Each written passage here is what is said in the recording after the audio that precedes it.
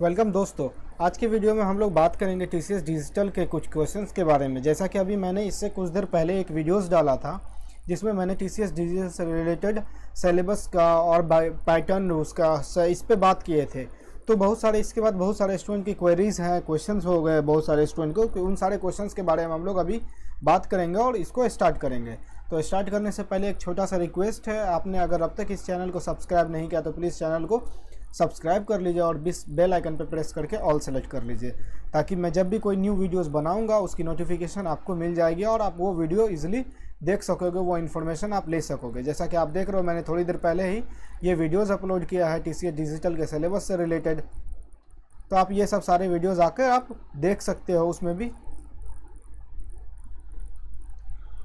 तो मैं जस्ट आपको ये दिखा रहा हूँ कि मैंने ये वीडियो जो बनाया था तो इसमें ये सिलेबस से रिलेटेड डिटेल्स वगैरह सारे डाले थे। तो आपकी जो भी क्वेरी है आप वीडियोस देख के आप कमेंट कर सकते हो। तो चलिए हम लोग इसमें बात कर लेते हैं। इस वीडियोस में हम लोग बात करेंगे मेजरली 4 पॉइंट पे। पहला पॉइंट हम लोग बात करेंगे कि रजिस्ट्रेशन इसका कब से स्टार्ट होगा, रजिस्ट्रेशन अभी स्टार्ट हुआ है या नहीं, या फिर क्या फर्दर प्रोसेस है।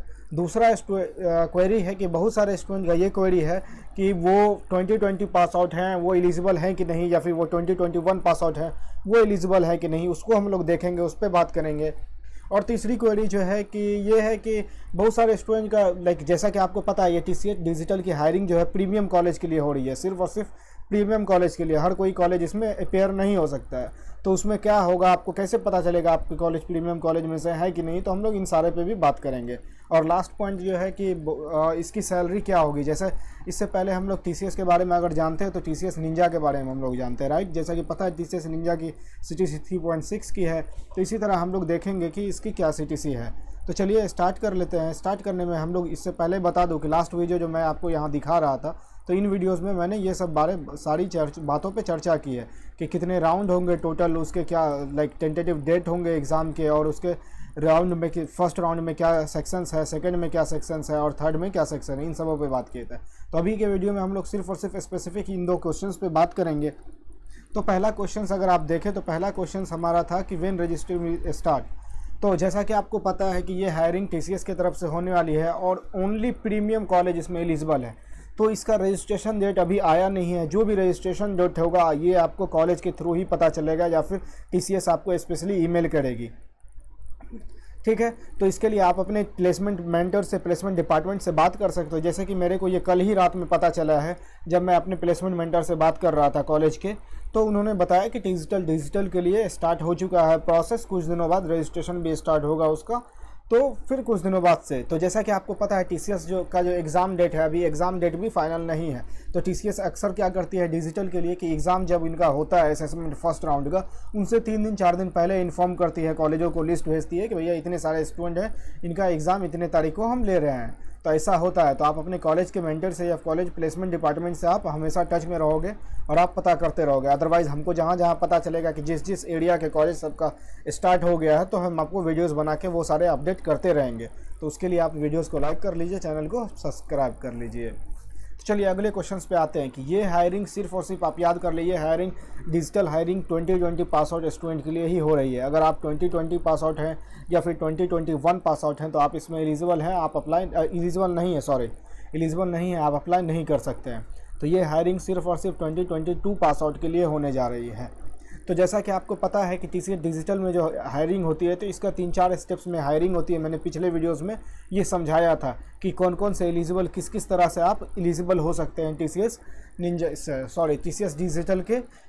डिजिटल के लिए। तो आप पिछला वाला वीडियोस आप आके इस यूट्यूब चैनल पे देख सकते हैं। इसमें मैंने डिस्कस किया था कि क्या फेज है, किससे आप अप्लाई कर सकते हैं, या फिर आप एलिजिबल हैं कि नहीं है, या फिर कौन से स्टूडेंट टीसीएस डिजिटल में अप्लाई कर सकते हैं।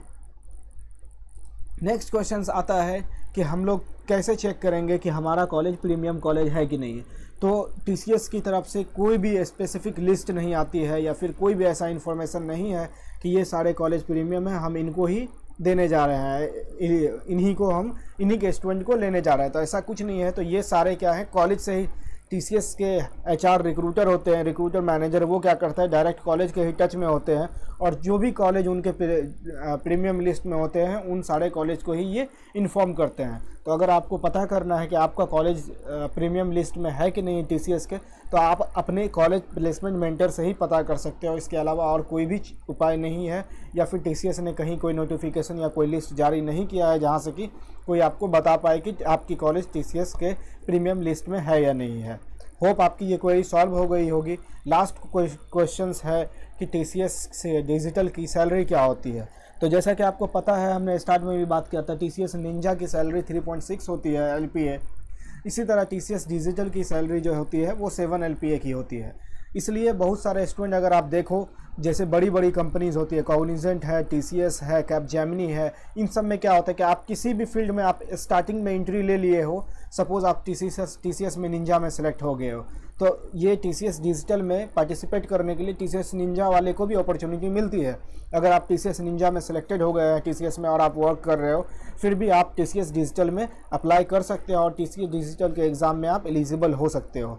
तो जैसा कि आपको 3.6 मिल रहा होगा टीसीएस निंजा में, आप जैसे टीसीएस डिजिटल क्वालिफाई कर लोगे आपको सीटीसी डायरेक्ट 7 की हो जाएगी। ये इंक्रीमेंट प्रमोशन वगैरह का चक्कर कुछ नहीं रहेगा, आप डायरेक्ट टीसीएस डिजिटल के कैंडिडेट लिस्ट में आ जाओगे।